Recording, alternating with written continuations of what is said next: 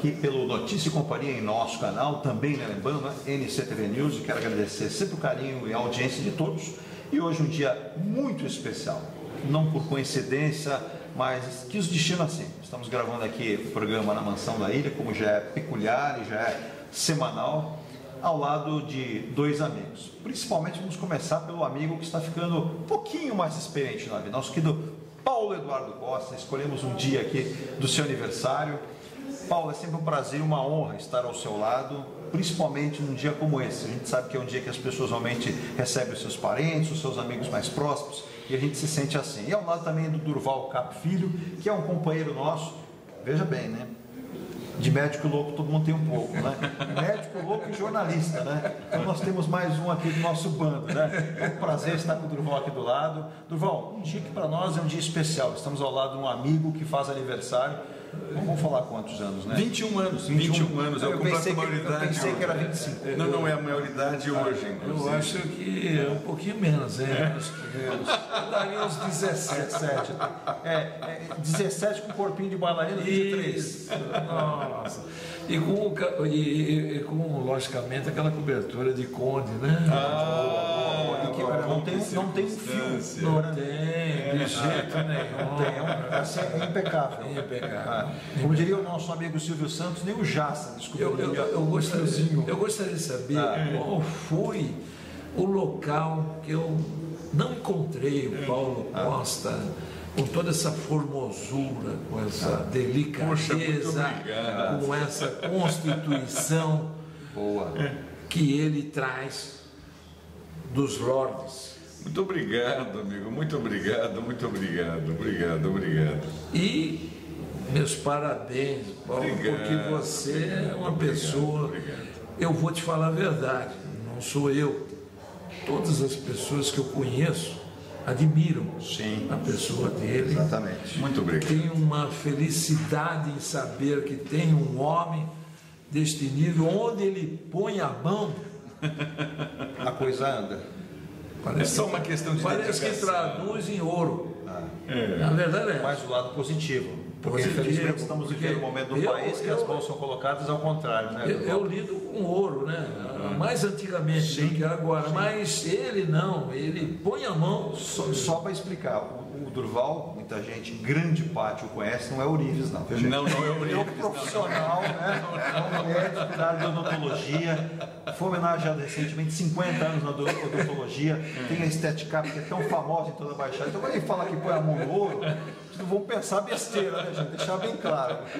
E nem trabalha em Brasília, não trabalha em Santos. Se trabalhasse em Brasília, com certeza estaria multimilionário. Porque ouro não faltaria para ele colocar. Não tenho dúvida. Por mais que ele utilizasse os melhores materiais, né, do voo importado, ia aparecer muito deputado, senador, não, quero ouro. E assim, se eu colocar na boca, não vão tirar.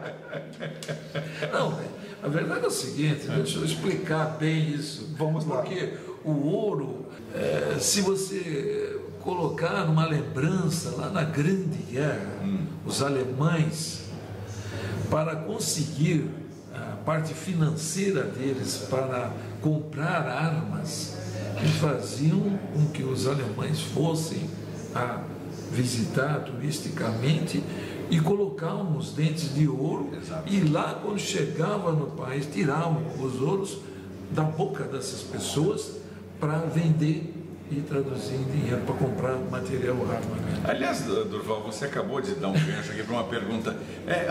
Antigamente, eu lembro, era um hábito muito comum as pessoas colocarem ouro nos dentes, até porque era um tipo de proteção ad infinitum, né? Era eterna. Isso mudou muito por conta do quê? Do custo do ouro ou da funcionalidade dos produtos que criaram agora, os novos amálgamas? Você falou muito bem isso, eu acho que é importante até, Eduardo, talvez não conheça tanto, mas o ouro foi um dos elementos que, quando surgiu a odontologia, se fazia uma coroa, chamava-se coroa estampada. Olha, imagina só, uma coroa estampada, você fazia o desgastezinho do dente o mínimo possível, e fazia com uma estampa, pegava, fazia um modelo, aquele modelo fazia um troquelzinho e você ia lá e batia, olha que interessante, com martelo. Nossa. O meu pai fez muito disso. Quer dizer, é um trabalho artístico.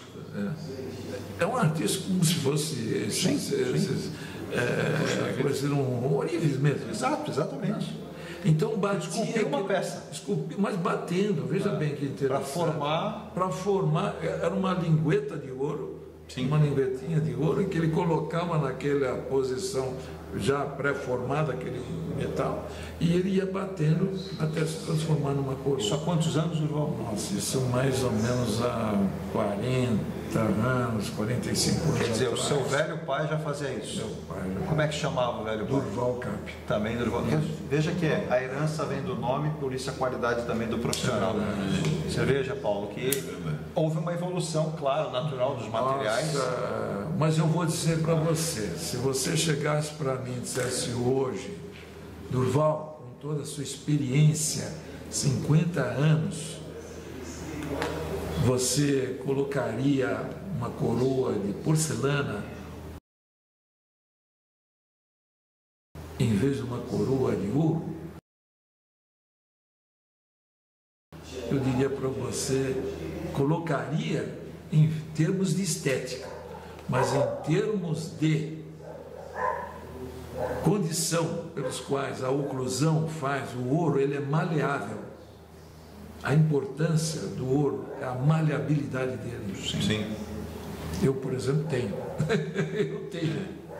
A maleabilidade do ouro é extraordinária. Você mastiga sobre ele, fazendo com que ele torneia todos os cantos. Quer dizer, ele vai se moldar naturalmente até quando você fizer a mastigação do dente. Perfeito. Poxa, que interessante. Interessante isso. Muita gente desconhece. Sim, eu desconhecia. Mas hoje não se usa mais. Não. Porque, na verdade, você falou um outro aspecto. O aspecto que a pessoa... Por que se deixou de usar ouro? Por causa, realmente, do poder.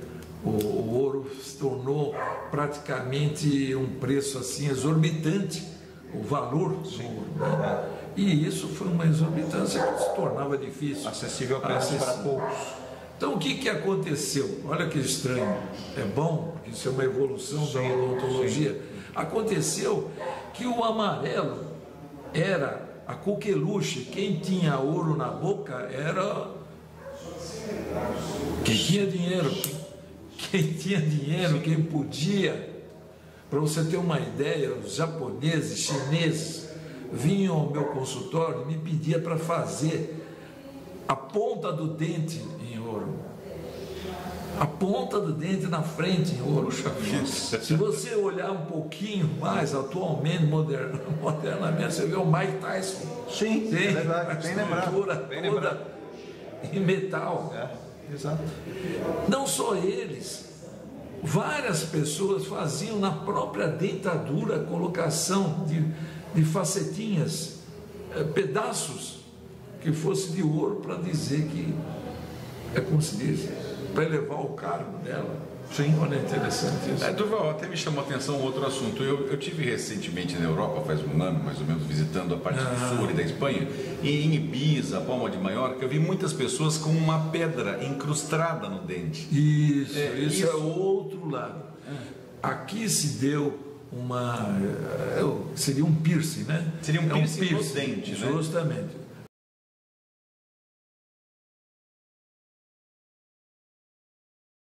Aqui se deu uma moda, foi meia passageira. Eu, inclusive, coloquei vários piercing, mas foi meio passageira. Agora, obviamente, com o advento aí da tatuagem, né? Complicou porque eles têm os outros adjetivos maiores do que isso. E, na verdade, o piercing, ele é colocado, tem uma durabilidade, vamos supor, de 6 meses, 7 meses, ou máximo 8 meses, depois ele se desloca e, logicamente, vai sendo um déficit para quem está querendo dar continuidade àquilo, né? Então, mas o piercing foi outro ramo que apareceu dentro posição, toda essa composição. Mas você falou um outro material que nós tivemos uma passagem dentro da odontologia que se chamava-se amálgama. Sim.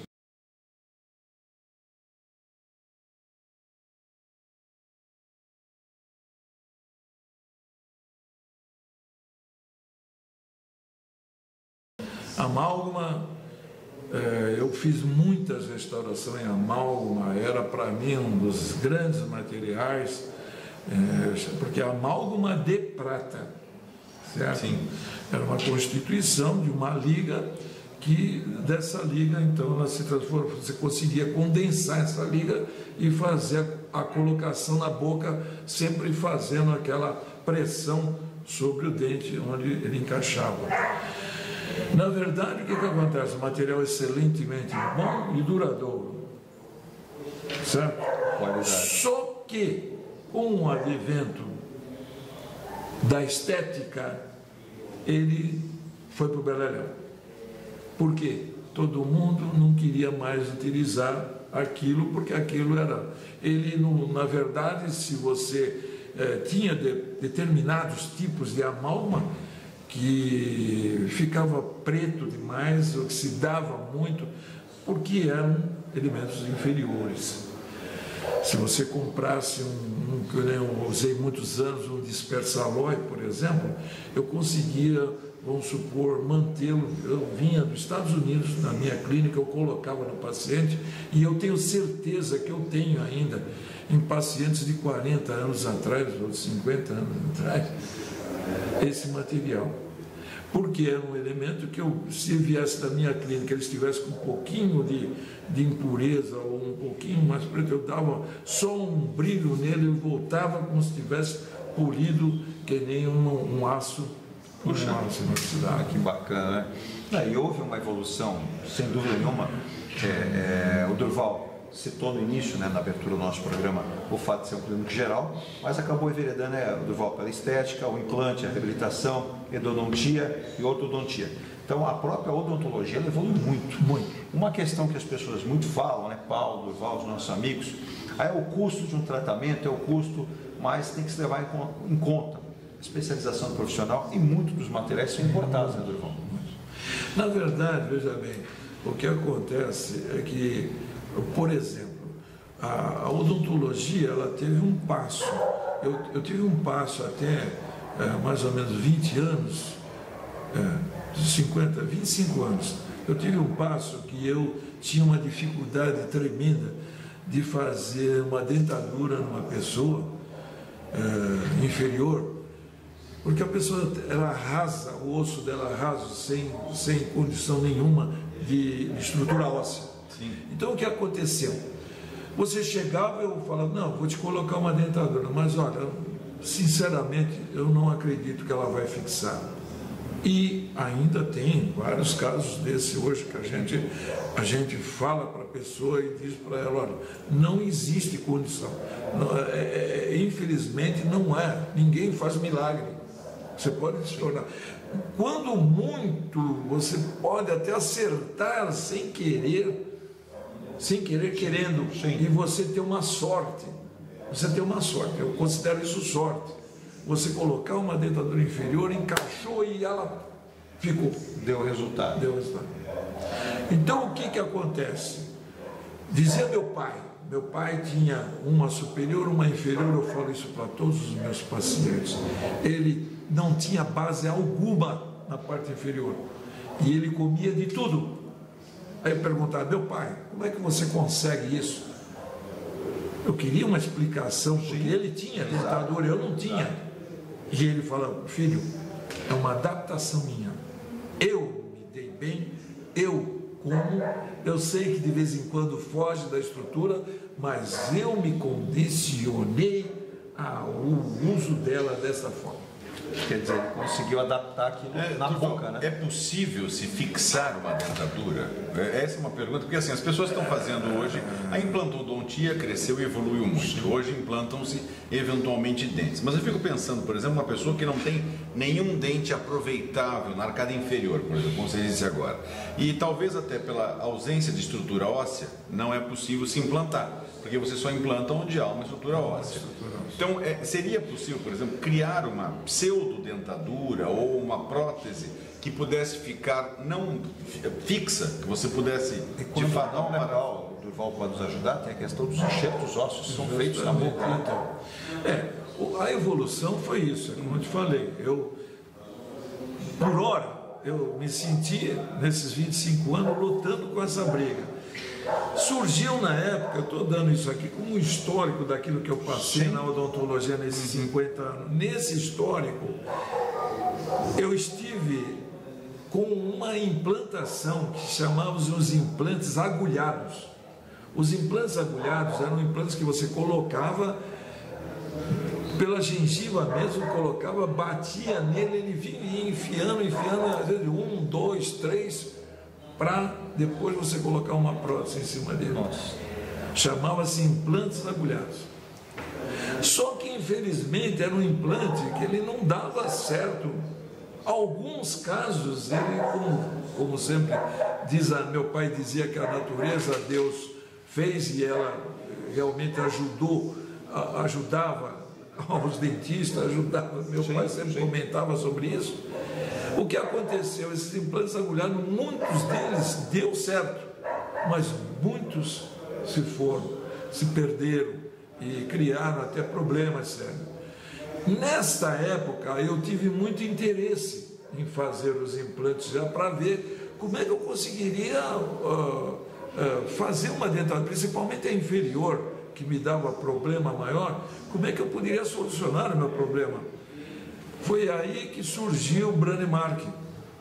O Branemark foi estudioso, um médico estudioso, ele veio aqui pela primeira vez no Max Filho Plaza, em São Paulo, e fez um curso sobre implantação, eu estive presente, daí me deu essa vontade de realmente eu fazer o implante, porque eu vi que havia mesmo coisa íntegra, que o osso integrava sobre aquilo que você colocava, e o titânio é um material que o osso consegue agregar, e aí você poderia dizer, bom, então eu posso realmente ter certeza que eu vou ter sucesso. Um resultado. Foi daí que eu tomei uma atitude que antes não tinha tomado, com medo do meu nome ir para o Beleléu, com medo do nome dos CAPs inteiro surgir aí, porque você sabe muito bem, qualquer coisa que você faz, uma negativa, importa um problema sério. Não é verdade?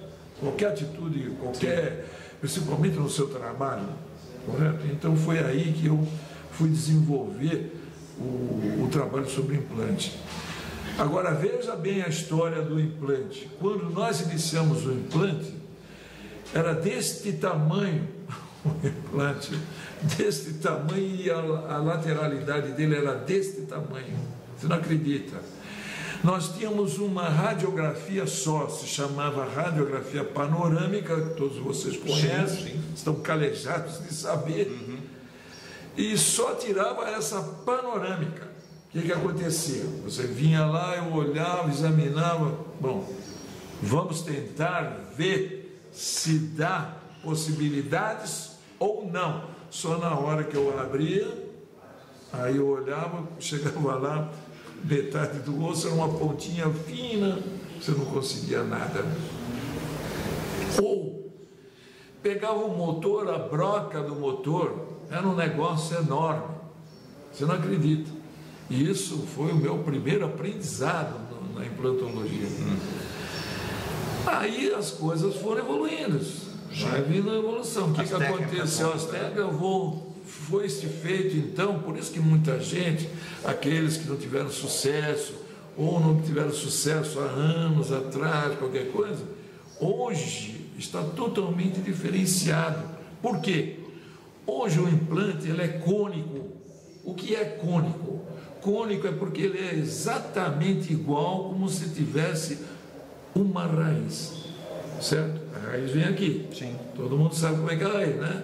Ela vem aqui direitinho. Aí foi feito o implante como se fosse uma raiz. Para adaptar exatamente como é um dente natural. Antes achava que era um formato redondo, Sim. que o osso iria agregar mais e não deixaria margem a dúvidas E se soltar.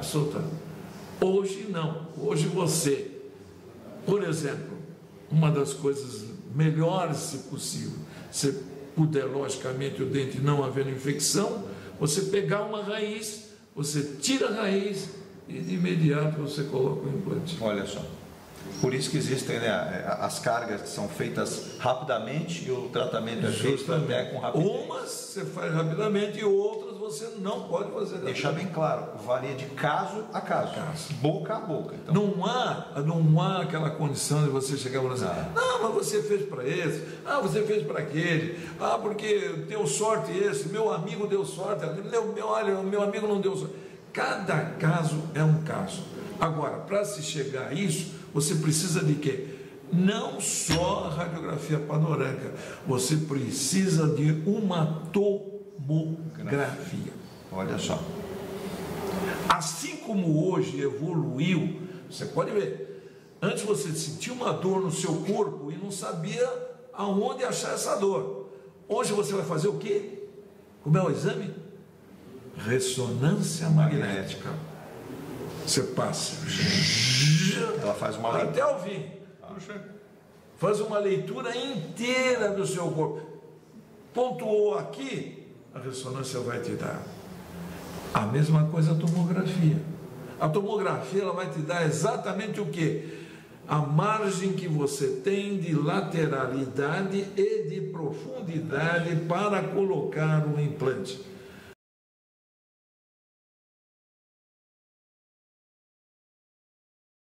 Se o implante cabe 12 milímetros, você vai certinho.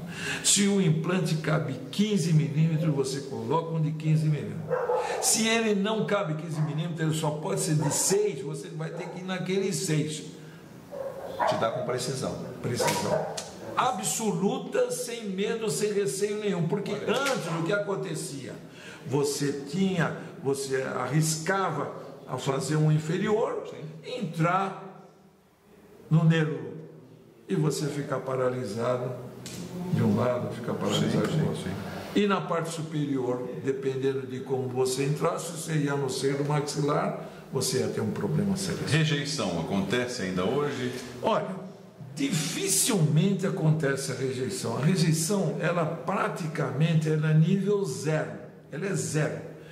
Ela só existe a rejeição quando há uma condição que eu acho assim, sine qua non.